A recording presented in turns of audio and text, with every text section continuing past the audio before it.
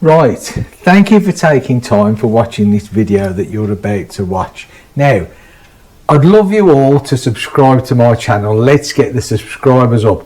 But one of my favourite and most loyal subscribers is one of my daughters, who she's just made this for me.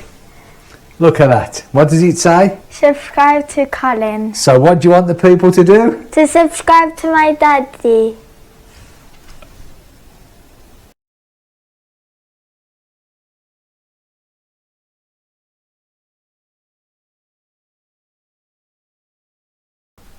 Good afternoon, internet.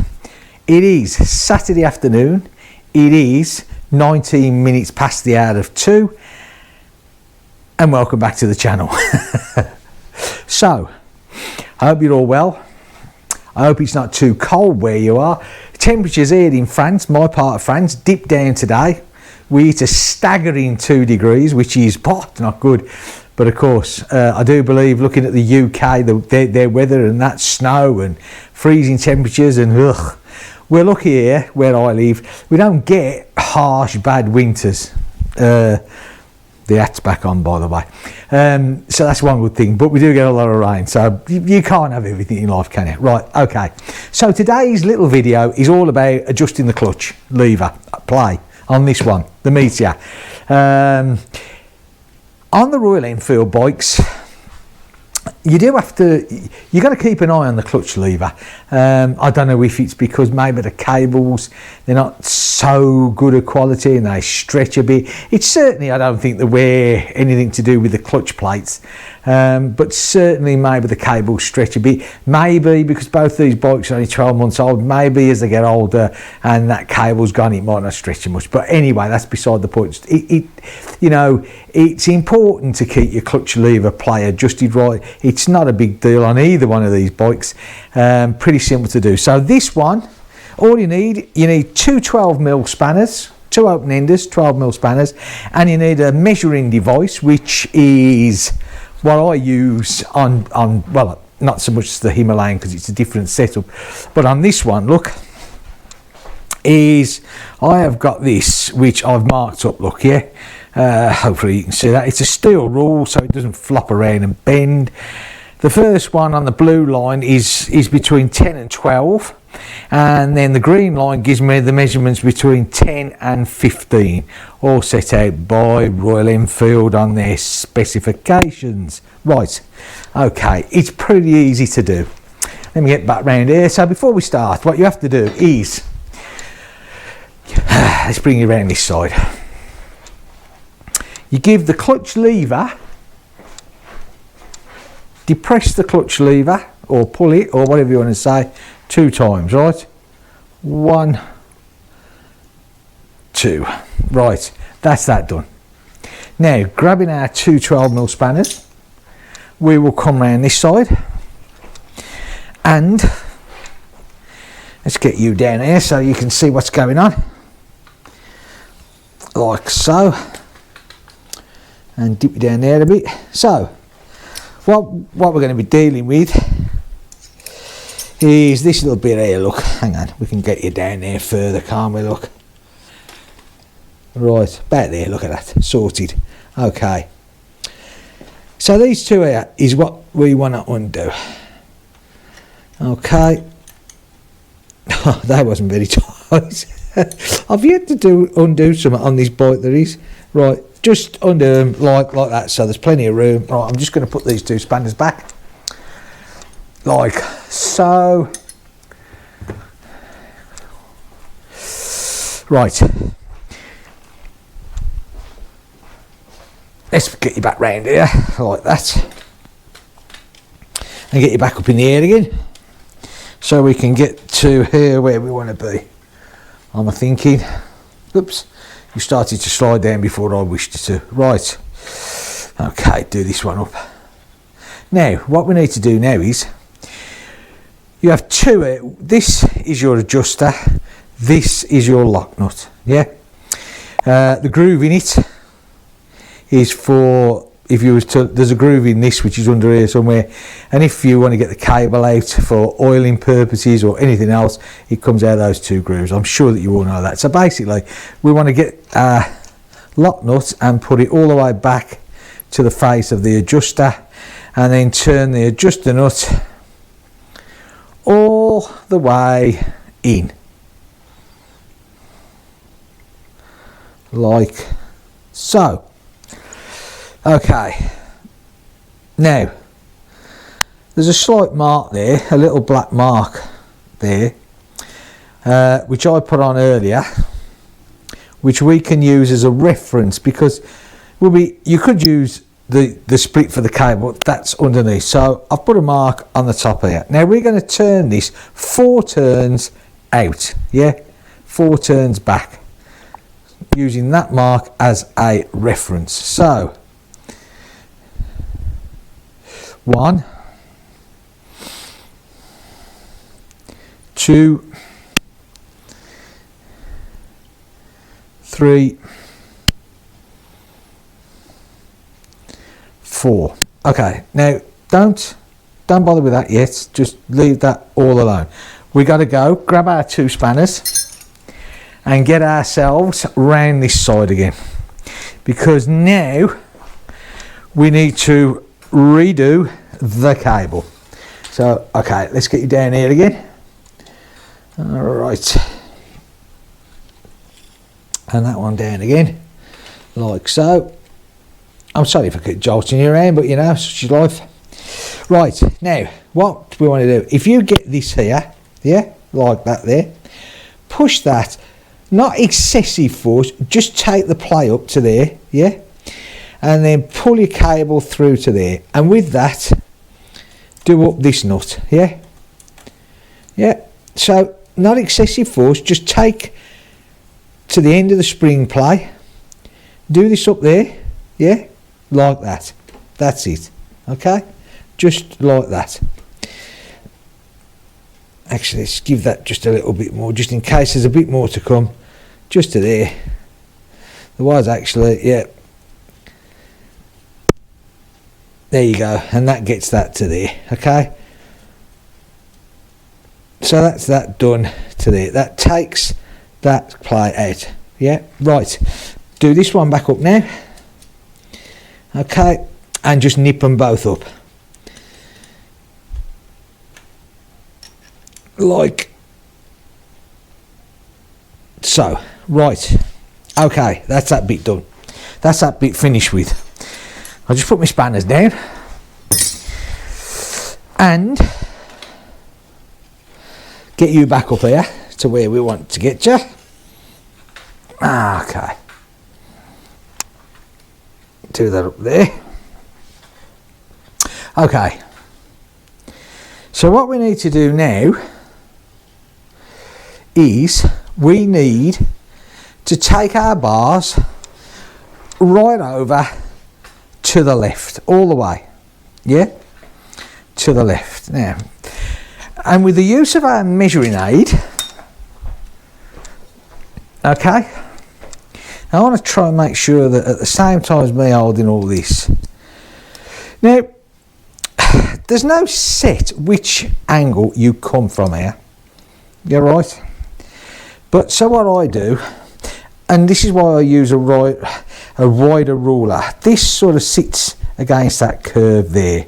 Now what you want to do is you want to get the end of the ball to the end of this, okay, just see, so that is at the end of there, right? Okay, and then we need to see how much play we've got on that there, right?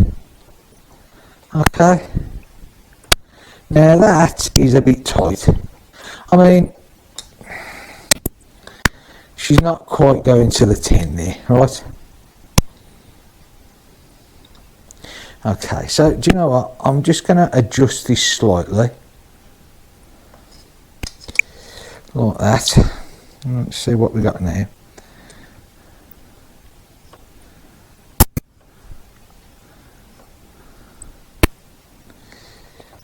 Still not. Take it in a bit more. Okay. So that free play now is on 10. Right. Okay. Now what we should have done really is we should have pumped this about 3 times. My mistake, I forgot. So let's check again. Okay. And see what we're kicking out now. So once again, let me get it so you can see. So we'll put that more or less up against that collar there. Put that there. And it's still the same, yeah. That's a nice 10. That's just on 10. Right. Okay. So now we bring the bar straight, yeah.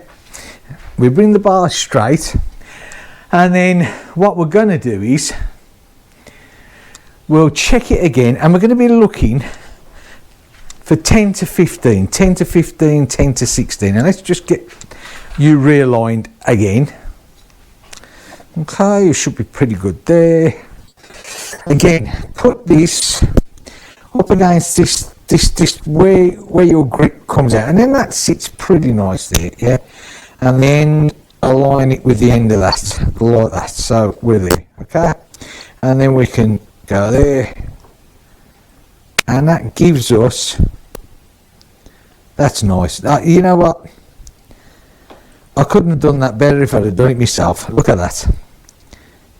That is absolutely beautiful. I'm happy with that. I really am. That's a lot better than it was before. So what we want to do now, we get our lock nut and we turn our lock nut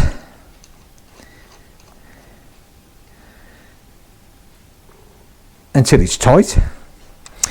We're going to get the lever another couple of 3 times like that, and we're going to check it again just in case tightening that lock nut up has made any difference. I don't suppose it has for 1 minute, but this is no huge job and we're not pushed for time, so let's do it right. So can you see that? Smack on the edge, look. Okay, with that there. And let's try it again. And that again, that's our free play, down to the 15. Okay, well 16, sorry. Look at that.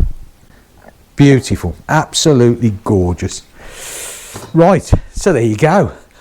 Now, what I'm going to do sometime over the winter, again, well not again, but I should do this on the Himalayan as well, is I will take all this apart here. I will get the cable out of the ball, you know, in the lever, and using this bit here, I will let it drain the oil down so the cable is all nicely oiled up, yeah, so it runs freely. Very important, I think. I do it with all my bikes. I mean the Transalp, which is parked across there, that cable in that bike is 33 years old and still running as smooth as silk ish. No, it is. Right, so I'm having trouble here with my tripod, as I say. Hang on a minute, I need to get this done. Organised as ever with the camera. Okay, so that's it. That's as simple as that. That's how quick it is. Of course, on the Himalayan, it's slightly different because the Himalayan is taken by that gap there. See, this gap here, yeah? You measure when the free play there, you measure that. Just like that, so, you know. But there again, 2 different lever setups, so obviously it's slightly different. But that's how quick and simple it is to do, and it does make a difference. You know, if that clutch is adjusted right, and I've got to be honest, the Meteor gearbox is beautiful. It really is a smooth box. The Himalayan box tends to be a bit sort of not grindy. Grindy is not the right word, is it? A bit sort of, I don't know the word I'm looking for. This just smooth as silk. Touch it, bang, it goes in. This one is can be a bit clunky. Is that the word I'm looking for? Clunky?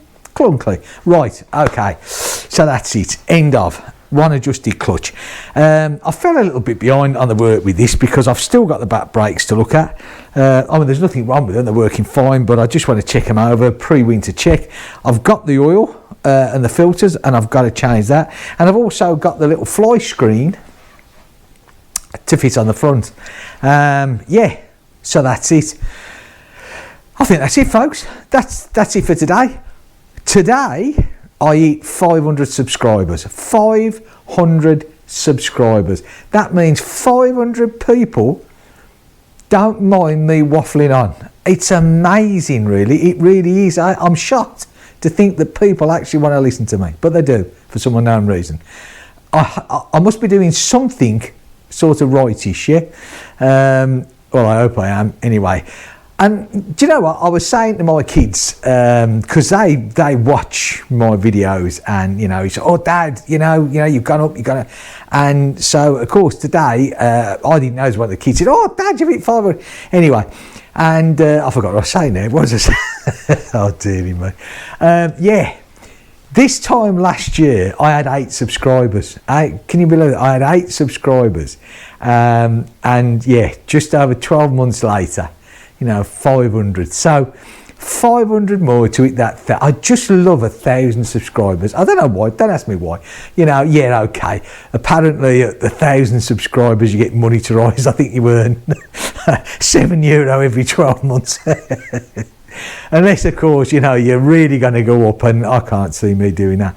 And to be honest, do you know what? It's actually nice to, you know, you sort of get a regular amount of people that comment on the videos, and that's really nice. And I do find myself lucky because you hear a lot of people on YouTube. They tend to suffer quite a bit of abuse.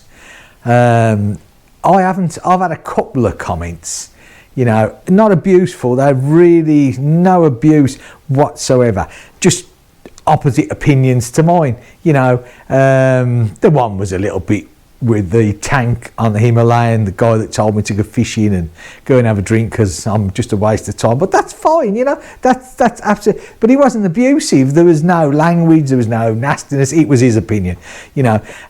So yeah, I do actually consider myself to be quite lucky.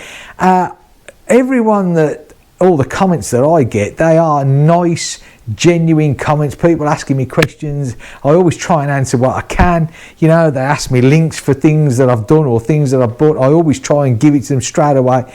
So yeah, you know, nice little community I feel is building up, and that's really cool, that's really good. It's in this day and age, you know, where the world seems so full of people that would rather hurl abuse at someone than help them. I think that's really good. So thank you so much for the 500 that are with me, and I'm looking for the 500 more that I'd like you to be with me. Okay, that's great. Oh, one thing, if any of you that watch me are into, and I'm probably going to get this wrong, and he's probably going to send me a message saying, for God's sake, you got this wrong, but Moto Latvia Moto, whichever way around you want it, and I probably get the wrong way around, Harry, who's got a Himalayan, and he's also got a Vespa scooter, both beautiful machines. But of course, Latvia, at this time of the year, the weather is, I mean, I'm moaning about 2 degrees. I think Harry last night or the night before was down to -10, you know, and snow everywhere. So of course, it's difficult for him to keep his channel going.